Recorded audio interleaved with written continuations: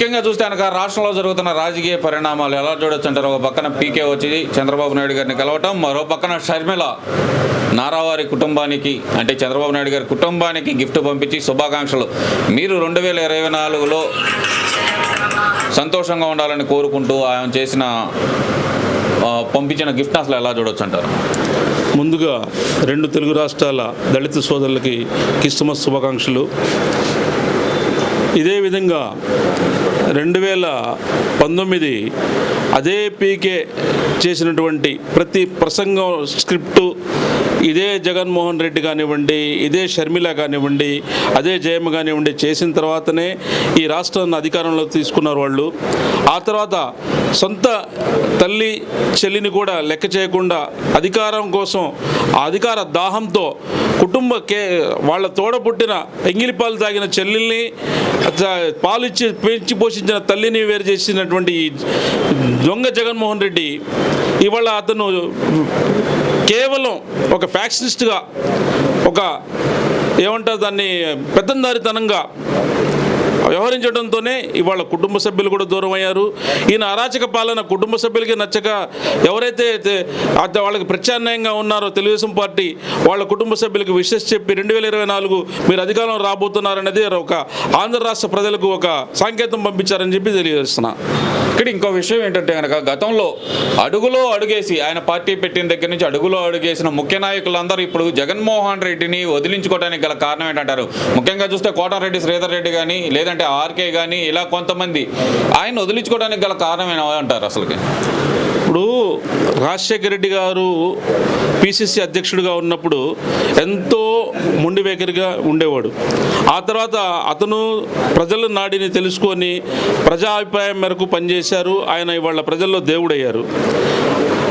అతనిలాగా ఇతను కూడా నడుచుకుంటాడని చెప్పేసి ఉద్దేశంతో కాంగ్రెస్ ఒక జాతీయ పార్టీ కాంగ్రెస్ని విడిచి ఈయనెమ్మటి ప్రయాణం చేశారు. ఈయన బిహేవియర్ ఎంతకీ మారకపోవడంతో మళ్ళీ వాళ్ళంతా కూడా బెంగళూరులో ఒక అడ్డా పెట్టుకొని కాంగ్రెస్కి పుంజుకునే విధంగా పనిచేస్తున్నారని చెప్పి నేను తెలియజేస్తున్నాను. అంటే ఇక్కడ ముఖ్యంగా 175కు 175 గెలుస్తాను, మీకు దమ్ముంటే ఒంటరిగా పోటీ చేయండి అని చెప్పి సవాల్ విసిరిన ముఖ్యమంత్రి సిట్టింగ్ ఎమ్మెల్యేలకి సీట్లు ఎందుకు ఇవ్వలేకపోతున్నాడు అంటారు అసలుకి? 175 అనేది మేకపోతు గాంభీర్యం చూపిస్తున్నాడు. సిట్టింగ్ ఎమ్మెల్యేలకు సీట్ ఇవ్వట్లేదంటే మీరు అర్థం చేసుకోవచ్చు, వాళ్ళకి ఇంటెలిజెన్స్ ఉంది, వాళ్ళకి డిపాజిట్లు కూడా రావు. వాళ్ళని చేంజ్ చేసి వాళ్ళని ఏదన్నా కొద్ది గొప్ప 100 ఓట్ల కంటే నేను ఎక్కువ ఓటు సంపాదించుకొని మళ్ళీ రాష్ట్రంలో ఇవాళ కాకపోతే ఒక 10 ఏళ్ళకైనా నేను ప్రయాణం చేయాలనే ఉద్దేశంతో తప్పితే వాళ్ళు ఎక్కడ నుంచున్నా డిపాజిట్స్ రావు అనేది తేట తెల్లమైంది. కాబట్టే ఇవాళ ప్రశాంత్ కిషోర్ అనేటువంటి వ్యక్తి కూడా రేపు ఎట్టొస్తుందో చంద్రబాబు నాయుడు గారు మళ్ళీ ముఖ్యమంత్రి అవుతున్నారు, ముందే మనం కలిస్తే బాగుంటుందని చెప్పి వచ్చి కలుస్తున్నాడు తప్పితే ఇవాళ ఆ ప్రశాంత్ కిషోర్ అడుగు జాడల్లో చంద్రబాబు నడవాల్సిన అవసరం లేదు, లోకేష్ నడవాల్సిన అవసరం లేదు. ఇవాళ ప్రజలు స్వచ్ఛందంగా అభివృద్ధి కోరుకుంటున్నారు. అభివృద్ధికి ప్రదాత ఎవరయ్యా అంటే ఒక నారా చంద్రబాబు నాయుడు అని చెప్పేసి దేశ నలుమూల నుండి కూడా ఇవాళ ఇంతకుముందు మీకు తెలిసి ఉంటుంది, గుజరాత్లో ఉన్నటువంటి ముఖ్యమంత్రి ఇవాళ ఉన్నటువంటి ప్రధానమంత్రి కూడా చంద్రబాబు నాయుడిని ఆదర్శంగా తీసుకుని గుజరాత్ని డెవలప్ చేసిన సందర్భాలు ఉన్నాయి.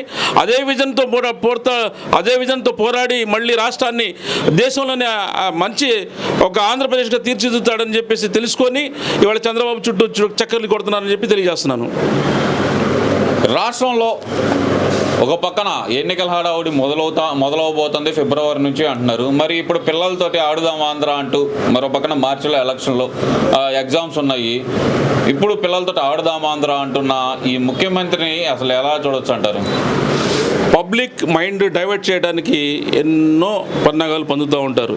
కానీ ఇవాళ ఉన్నటువంటి ఇంటర్మీడియట్ కంప్లీట్ చేసి బీటెక్ ఎంటెక్ చేసి కుర్రోళ్ళు కూడా మా భవిష్యత్తు బాగుండాలంటే నారా లోకేష్ ఐటీ మంత్రిగా ఉండాలి, నారా చంద్రబాబు నాయుడు మళ్ళీ రాష్ట్ర ముఖ్యమంత్రిగా ఉంటేనే మా భవిష్యత్తు బాగుంటుంది, లేదంటే ఏ రాష్ట్రానికి వెళ్ళి మేము పిల్ల పాపలను వదిలేసి తల్లిదండ్రిని వదిలేసి అక్క చెల్లెల్ని వదిలేసి వెళ్లాల్సి వస్తుందని చెప్పి ఇవాళ ప్రతి స్టూడెంట్ కూడా ఆలోచిస్తున్నాడు. ఏంటి వాళ్ళ ఆలోచన మేరకు రేపు మళ్ళీ రాబోయే రోజుల్లో 2024 ఏప్రిల్ నెలలో కానివ్వండి, మే నెలలో కానివ్వండి, ఇదే లాస్ట్ టైం ఎక్కడైతే 2014లో నారా చంద్రబాబు నాయుడు గారు నాగార్జున యూనివర్సిటీ ముందు ప్రమాణ స్వీకారం చేశారో అదేవిధంగా ప్రమాణ స్వీకారం చేసి ఈరోజు మళ్ళీ మంగళగిరి ఒక ఐటీ హబ్గాను, అదేవిధంగా కర్నూలు డిస్టిక్ ఒక క్యారిడర్ హబ్గాను మార్చి ఇక్కడ ఉన్నటువంటి ఆంధ్ర రాష్ట్ర ప్రజలకు దాదాపు ఒక 2 లక్షల మందికి ఉద్యోగాల అవకాశాలు కల్పిస్తారని చెప్పి ప్రతి స్టూడెంట్ అవకాశం ఎదురు చూస్తున్నారని చెప్పి తెలియపరుస్తున్నాను. ముఖ్యంగా చూస్తే కనుక బీసీలకి నేను రాజ్యాధికారం కట్టిబెట్టడానికే నేను బీసీలకు ఎక్కువ ప్రాధాన్యత కల్పిస్తున్నాను, వాళ్ళకి ఎక్కువ సీట్లు కేటాయిస్తున్నానని చెప్పి జగన్మోహన్ రెడ్డి చెప్తున్నారు కదా. మరి నిజంగానే బీసీలను ఈ ప్రభుత్వం ఆదుకుందంటారా? లాస్ట్ టైము బీసీలకు ఏదో ఒరగబరుస్తారని చెప్పేసి బీసీలంతా కొంతమంది అంటే బీసీలు తెలుగుదేశానికి ఆయుపట్టు, బీసీలే ఒక ఎన్టీ రామారావు గారిని కృష్ణుడుగా, రాముడుగా, దేవుడుగా పోలుస్తారు. అటువంటి బీసీలు ఏదో చేస్తాడు, రాజశేఖర రెడ్డి చేశాడు, వాళ్ళ తనయుడు ఏదో చేస్తాడని చెప్పి బీసీలు వైసీపీకి పనిచేయడం ఒకటి జరిగింది. ఆ తర్వాత వాళ్ళు ఈ 5 ఏళ్లలో వాళ్ళు చాలా తెలుసుకున్నారు. మేము తప్పు చేసాం, మేము పొరపాటు పడ్డాం, మళ్ళీ మేము మా పార్టీని సొంత గుట్టికి వస్తే మాకు జరిగిన అన్యాయాన్ని మనం పూడ్చుకోవచ్చు, మళ్ళీ మా పాత స్థానాన్ని మనం సంపాదించుకోవచ్చు అని చెప్పి ఉద్దేశంతో ఇవాళ బీసీలు తెలుగుదేశం పార్టీకి పట్టం కడుతున్నారని చెప్పి తెలియజేస్తున్నాను. వైసీపీ నాయకులు అసలుకి పవన్ కళ్యాణ్ గారి పేరు చెబితేనే ఎందుకు కంగారు పడుతున్నారంటారు? అసలుకి వీళ్ళిద్దరి కలయికతోటి రాష్ట్రంలో రాజకీయ పరిస్థితి ఎంతవరకు మారిందనుకోవచ్చు అంటారు? జగన్మోహన్ రెడ్డి అనేటువంటి వ్యక్తి రాష్ట్రాన్ని అల్లకల్లోలం చేసైనా విజయం సాధించాలి, 100 మందిని చంపైనా నేను ఒక ఆధిపత్యాన్ని చలాయించాలి అనే మనస్తత్వం కలిగినటువంటి జగన్మోహన్ రెడ్డి ఇద్దరు ఫ్రెండ్స్ బాగున్నారంటే వాళ్ళని విడదీసి వాళ్ళ బలాన్ని 2 ముక్కలు చేయడమే అతని ధ్యేయంగా పనిచేస్తున్నాడు. అది ఎన్నటికీ జరగదు. ఇవాళ ఆంధ్ర రాష్ట్ర ప్రజలు నాశనం అవుతారనే ఉద్దేశంతోనే పవన్ కళ్యాణ్ గారు మరి చంద్రబాబు నాయుడు గారు కలయిక జరిగింది. వాళ్ళ సొంత స్వలాభం కోసం కాదు. పవన్ కళ్యాణ్ గారు ఒక సినిమా చేసుకుంటే 100 కోట్లు సంపాదించుకోగలడు. అదేవిధంగా చంద్రబాబు నాయుడు గారికి వాళ్ళ సీఎం పదవి కొత్త ఏం కాదు. ప్రధానమంత్రి పదవిని తిరస్కరించినటువంటి వ్యక్తి చంద్రబాబు నాయుడు గారు. ఈరోజు ఆంధ్రప్రదేశ్ రాష్ట్ర ప్రజల శ్రేయస్సు కోసం ఈ జగన్మోహన్ రెడ్డి అనేటటువంటి ఒక సైకో నుండి ఈ రాష్ట్ర ప్రజలను కాపాడాలి, ఈ రాష్ట్రాన్ని కాపాడాలనే ఒక మంచి అభిప్రాయ భేదంతోనే వీళ్ళిద్దరు కలుస్తున్నారు తప్పితే ఇంకోటి కాదని చెప్పి తెలియపరుస్తున్నాను. 4.5 సంవత్సరాల్లో మేము ఎంత అభివృద్ధి చేసామో కాలర్ ఎగరేసుకొని మరీ చెప్తామంటూ సజ్జల రామకృష్ణారెడ్డి చేస్తున్న వ్యాఖ్యలు నిజంగానే కాలర్ ఎగరేసుకునే పనులు చేశారంటారా, తలకాయ దించుకునే పనులు చేశారంటారా? వీళ్ళు అభివృద్ధి చేశారు. గవర్నమెంట్ సొమ్ము తీసుకెళ్ళి సాక్షి పేపర్ని, సాక్షి ఛానల్ని అభివృద్ధి చేశారు తప్పి రాష్ట్రాన్ని ఒరగబెట్టింది ఏం లేదు. ఈరోజు మీరు కూడా ప్రయాణం చేస్తూనే ఉన్నారు, కారులోనో, 2 వీలర్లోనో, ట్రైన్లోనో, బస్సులోనో. మీరు రోడ్స్ చూడండి ఎంత అభివృద్ధి చెందినాయో. వేరే ఎక్కడన్నా ఒక 3 రాజధానులు అని చెప్పి 3 ముక్కలు చేశారు. ఎక్కడన్నా ఒక విటికిరాయి వేశారా అని చెప్పి అడుగుతున్నాను. మొన్న వర్షాలు వస్తే ఎక్కడ నడవలేని పరిస్థితి. విలేజ్ల్లో అయితే పాపం మొత్తుకున్నారు, పొలాలు పోయి రోడ్లు లేక ఆ పొలాల్లో ఉన్నటువంటి పంట తీసుకోవడానికి రోడ్డు కూడా ఇవాళ సరిగా లేదంటే ఇంతకంటే అధ్యాయం ఏమైనా ఉందా, ఇంతకంటే ఇంతకంటే దురదృష్టం ఏమైనా ఉందా అని చెప్పి ఈ రాష్ట్ర ప్రజలు అల్లాడుతున్నారు. అయ్యా 2024 ఎప్పుడు వస్తుంది? ఈ కాలాన్ని, ఈ దరిద్రాన్ని మన రాష్ట్రాన్ని పారదోలాలని చెప్పేసి ఎదురు చూస్తున్నారని చెప్పి తెలియజేస్తున్నాను.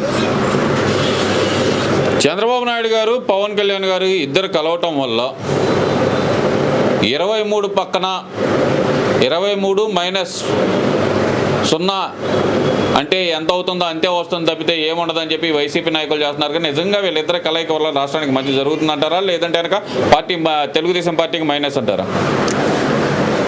తెలుగుదేశం పార్టీ మీరు ఎవరు ఎన్ని చెప్పుకున్నా 150 నుండి 160 స్థానాలు గెలవడానికి సిద్ధంగా ఉంది.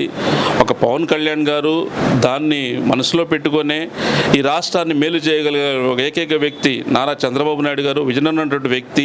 ఈ అతను ఎంత వాళ్ళ కుటుంబాన్ని, వాళ్ళ బిజినెస్ని ఎలాగైతే చేసుకుంటాడో ఈ రాష్ట్రాన్ని కూడా అదేవిధంగా రాష్ట్ర దశాన్ని మారుస్తాడని చెప్పేసి ఒక మంచి ఉద్దేశంతోనే పవన్ కళ్యాణ్ వచ్చి వాళ్ళ పార్టీలో కలిశారు తప్పితే ఏదో జగన్మోహన్ రెడ్డిని దించడానికో ఇంకోటి కాదు.